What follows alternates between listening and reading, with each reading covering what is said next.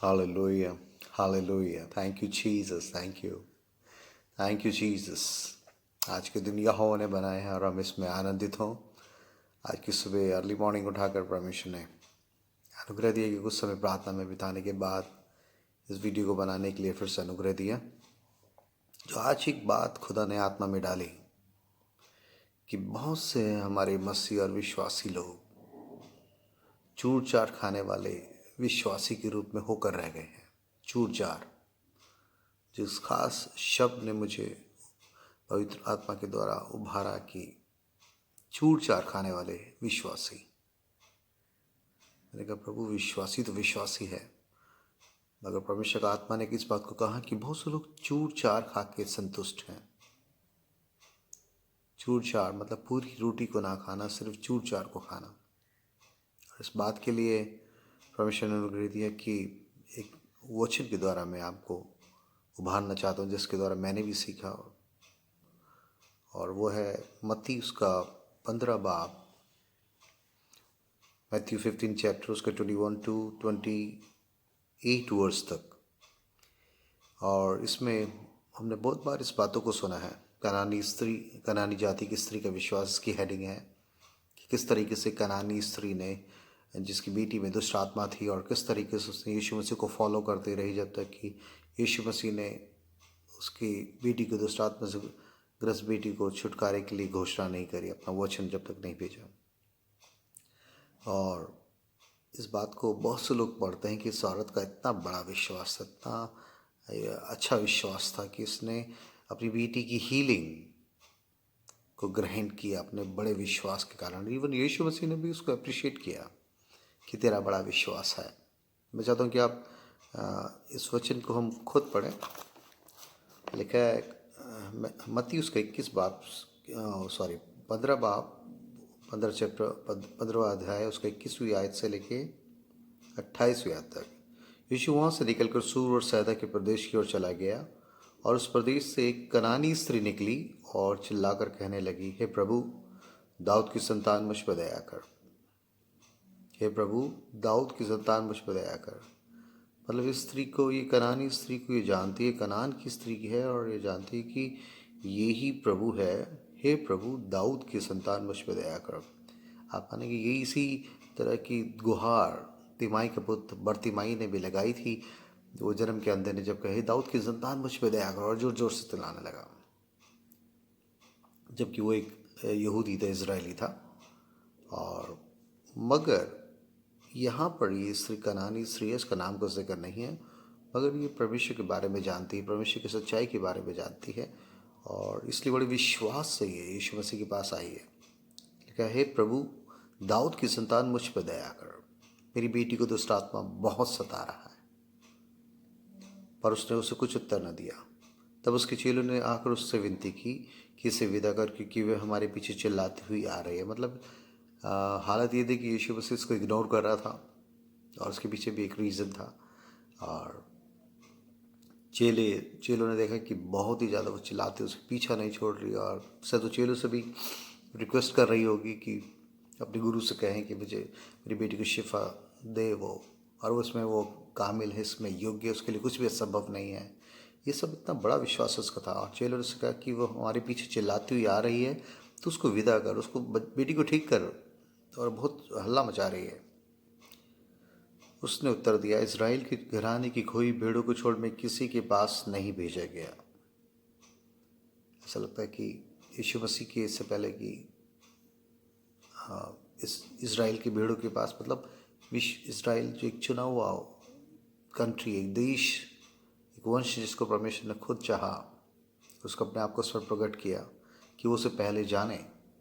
मगर जैसे यूहन्ना में लिखा है कि 1:10 में लिखा है कि वो अपनों के पास आया और अपनों ने उसे ग्रहण नहीं किया। और जैसे उसके वचन में लिखा, जो मेरी प्रजा नहीं थी उनको मैं अपनी प्रजा कहूँगा।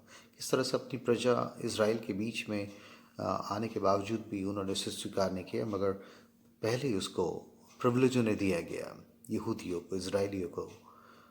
मगर यहाँ लिखा है, वो घराने की खोई हुई भेड़ों को छोड़ किसी के पास नहीं भेजा गया। पर वे आई और यीशु को प्रणाम करके कहने लगी। प्रणाम करने मतलब है बिल्कुल दंडवत करके, एक तरह से प्रणाम करके कहने लगी, हे प्रभु, मेरी सहायता कर।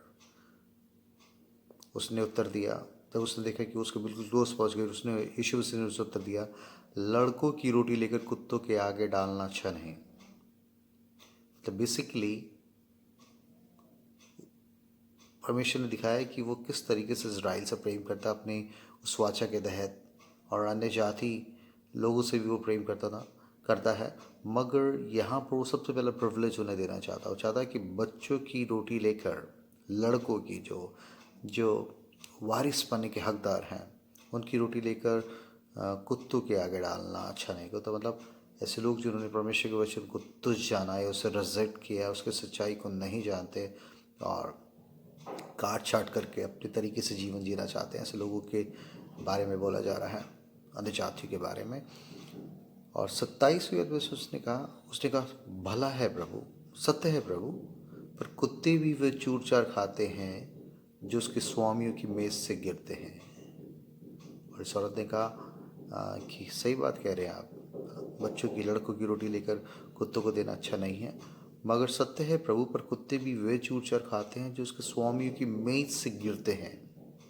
इस पर यीशु ने उसको उत्तर दिया, हे स्त्री, तेरा विश्वास बड़ा है, जैसा तू चाहती है वैसे तेरे लिए वैसे ही हो, जैसा तू चाहती है तेरे लिए वैसे ही हो।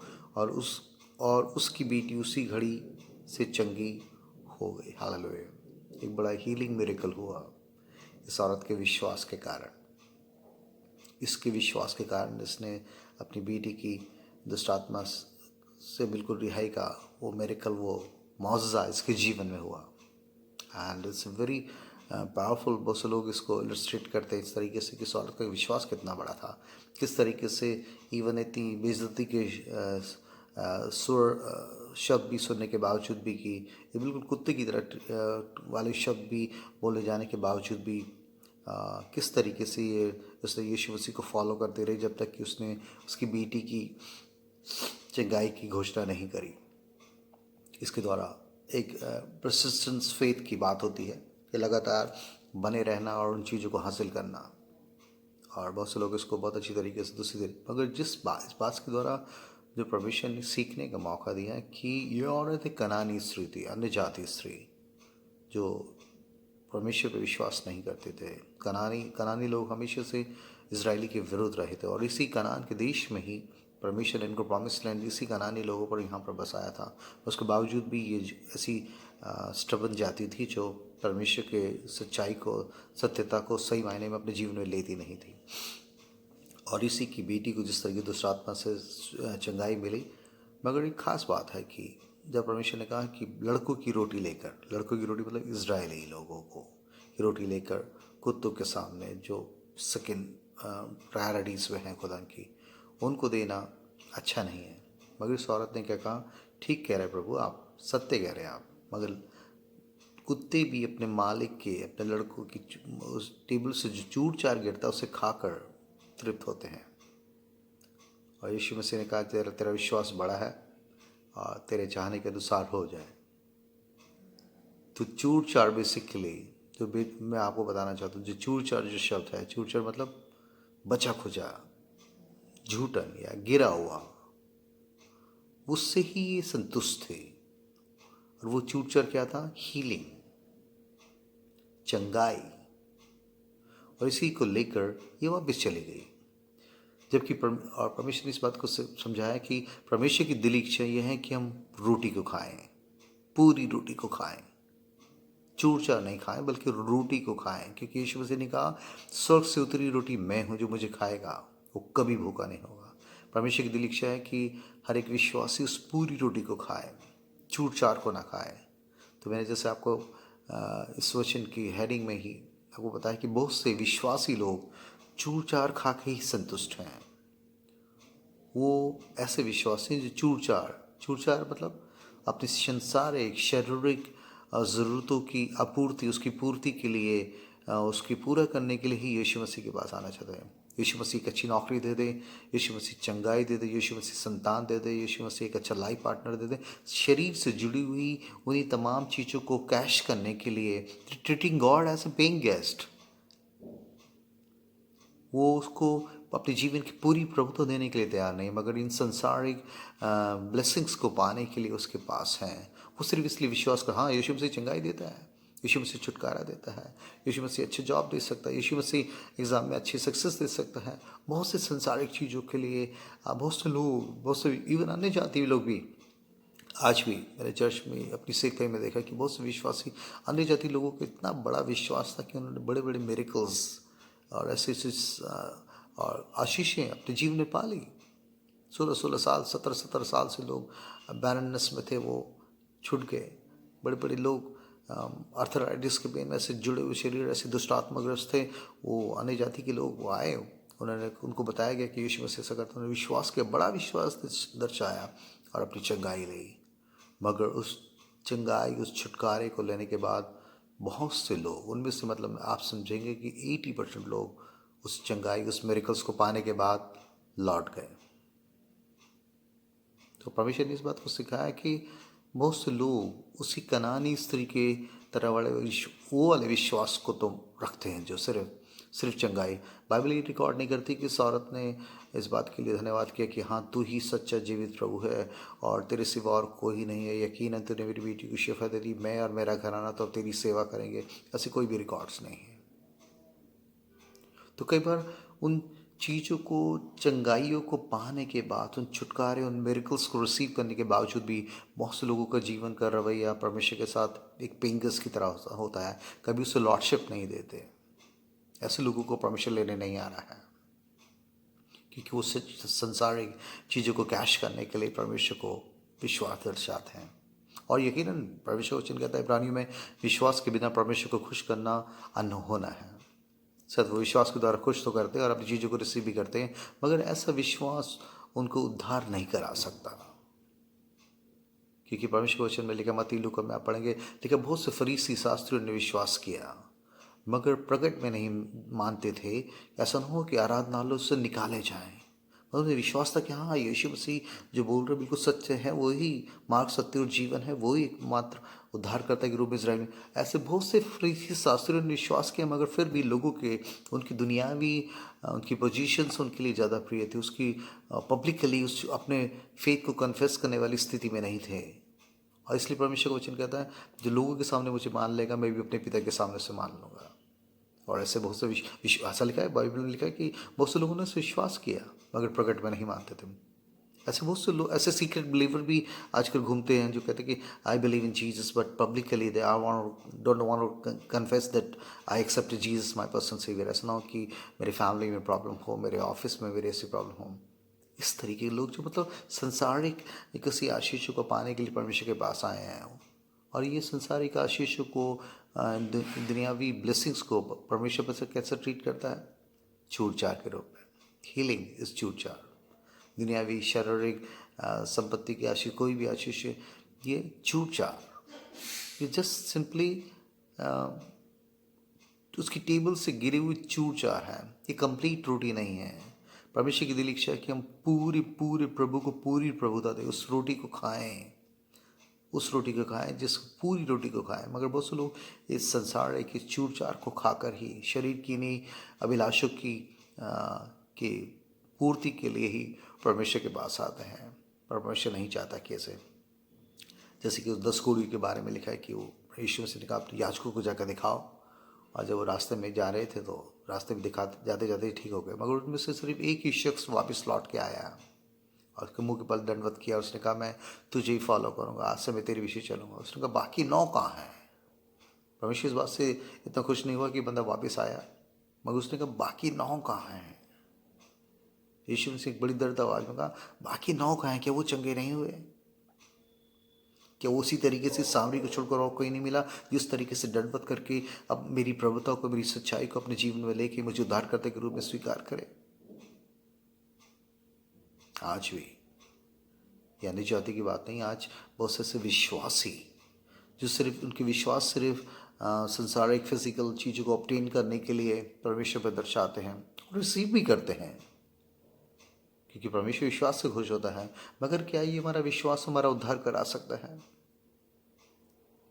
इन तमाम बड़े मिरेकल्स को देखने के बावजूद भी, और इन आशीष जैसे पुराने इजरायली कौम जिस तरह की कठोर थी, इतने बड़े मेरिकल्स को देखने के बावजूद भी बार बार परमेश्वर की परीक्षा करते रहे, और परमेश्वर ने बहुत से मेरिकल्स उनकी लाइफ में परफॉर्म किए, मगर खुदा का वचन कहता है कि बहुतों से परमेश्वर खुश नहीं था और वो बीच रेगिस्तान में मर गए,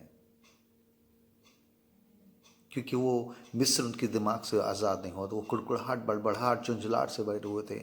वो उसके उपकारों को जल्द भूल गए, इतने सामर्थ्य अभिषेक के कामों को, मेरिकल्स को देखने के बावजूद भी। मगर नए नियम में पौलुस इस चीज़ को कहता है कि तमाम मेरिकल्स, इन बड़े रेवलेशंस को पाने के बावजूद भी वो कहता है, मैं मसीह के दुखों में सहभागी होना चाहता हूँ, मैं उसके और मर्म को जानना चाहता हूँ।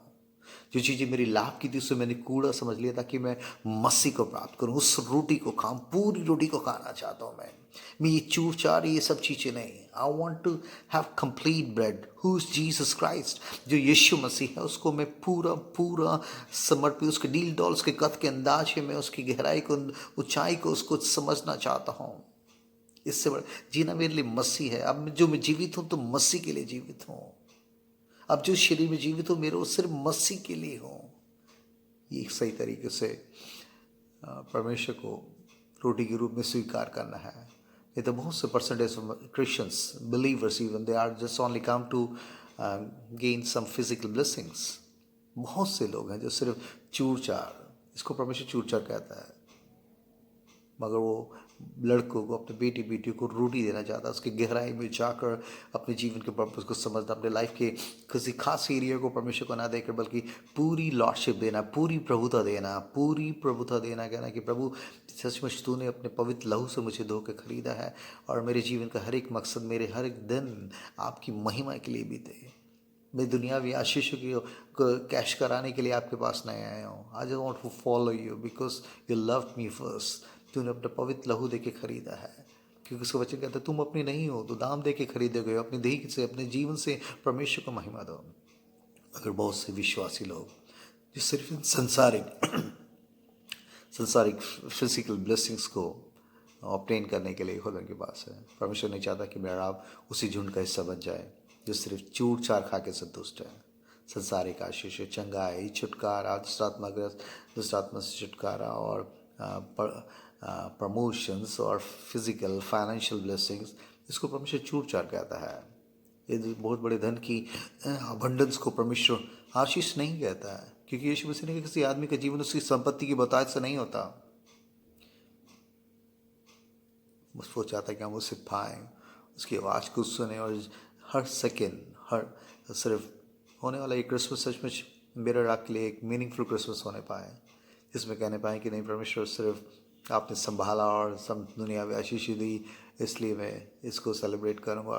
But let this Christmas will be A meaningful Christmas, जिसमें कि आप अपने जीवन की प्रभुता, अपनी लॉर्डशिप उसे दें, उसे कहें कि lord, I don't want to treat you as a paying guest in my life, you come and take the complete charge of my life, every small और big decision going to be declared by you, decided by you lord. आपको पवित्र आत्मा मुझे चलाए। मैं पूरी रोटी खाना चाहता हूँ, मैं ये चूर चार से संतुष्ट नहीं हूँ, मैं उस कनानी स्त्री वाले विश्वास को नहीं चाहता। मैं ऐसा विश्वास चाहता हूँ जो मेरे पूरे उद्धार का जरिया बने।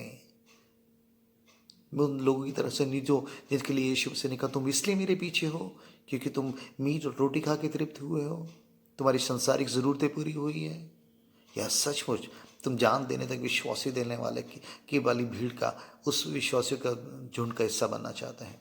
आज मेरा आपके लिए चैलेंज है, are you just following Jesus to have this चूर चार, ये ब्रेड क्रम्स खा के, ये उसकी टेबल से गिरी हुई चूर चार, हीलिंग, डिलीवरेंस और फाइनेंशियल ब्लेसिंग्स, जस्ट उसको परमेश्वर चूर चार ट्रीट करता है। मगर जो बेसिकली रोटी, जो स्वर्ग से उतरी रोटी, जो यीशु मसीह है, लेकिन तुम मुझ में, मेरी बातें तुम में बने, मेरा वचन तुम में बना रहे, जान देने तक विश्वासी रहे, तो जीवन का, बहुत से लोग जान देने वाले विश्वास वाले नहीं, उनका विश्वास सिर्फ इन संसारिक अभिलाषों को पूर्ति के लिए परमेश्वर के पास है। आज मेरा आपके लिए चैलेंज है, किस तरह के विश्वासी हम? चूर चार खाने वाले, रोटी खाने के लिए इस बार इस क्रिसमस से कहेंगे प्रभु, I want to know you more intimately lord Jesus, मैं तुझे सच्चाई से जानना चाहता हूँ। मैंने हाँ विश्वास के द्वारा बहुत सी आशीषें पाई हैं, मगर अब मैं आपको पाना चाहता हूँ। ये चूर चार से संतुष्ट नहीं है। I am not at all satisfied with this bread crumbs. बल्कि मैं सच्ची बेटी बेटी और लड़कों की तरह से रोटी खाकर आप में बना रहना चाहता हूँ, ताकि कभी भी भूखा ना रहूँ और उस आनंद मीरास में शामिल हो। परमेश्वर आप सबों को बहुत बरकत दे। आज का दिन आपके लिए बहुत ही आशीषित हो और परमेश्वर का पवित्र आत्मा इसको और अच्छी तरीके से समझने में मदद करे। God bless you all. जय मसीह।